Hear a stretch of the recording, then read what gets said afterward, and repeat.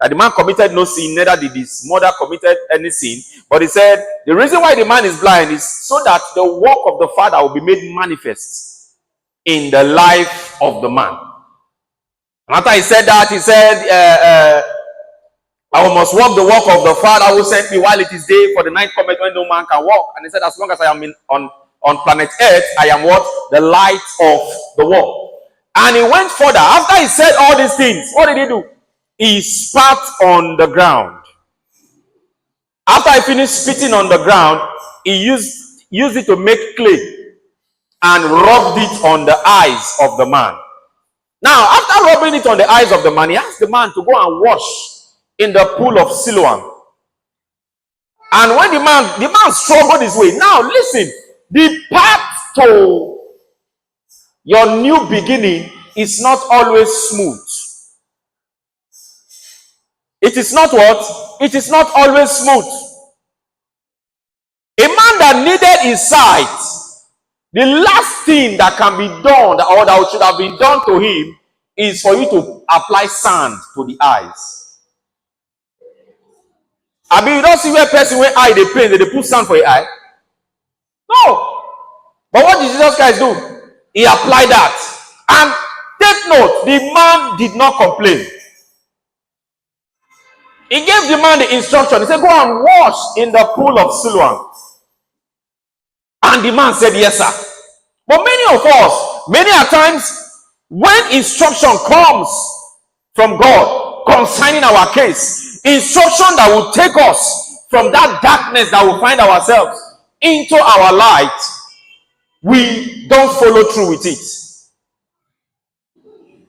When this instruction comes, instead of us to carry it out, rather than for us to carry it out, we oppose the instruction. This man did not say, why did you say I should? Why did you apply sand to my eyes? Are you not seeing that I am blind? Why would you No, the man did not do that. But rather, he obeyed the instruction. He went to the pool and he washed his eyes. And in verse 7, the scripture recorded that immediately he washed his eyes. So this man came back, is to glorify God in the life of the person. Is to share in that person's testimony. That is what is expected. But did they do that? No. What did they do? They called the man for a panel and they started to interrogate this man. They interrogated him. They said, who opened your eyes? He said, it's Jesus of Nazareth. They said, how did it happen? He said, he spat on clay, he rubbed it on my eyes, he asked me to go and wash in the pool of Siloam, and my eyes got opened. And they said, how can this thing be? How can it be? They said, it's not possible. They said, that man, that Jesus of Nazareth, is a sinner. He's a sinner. So how can a sinner open the eyes of what? Of one who was born blind? And a lot of interrogation.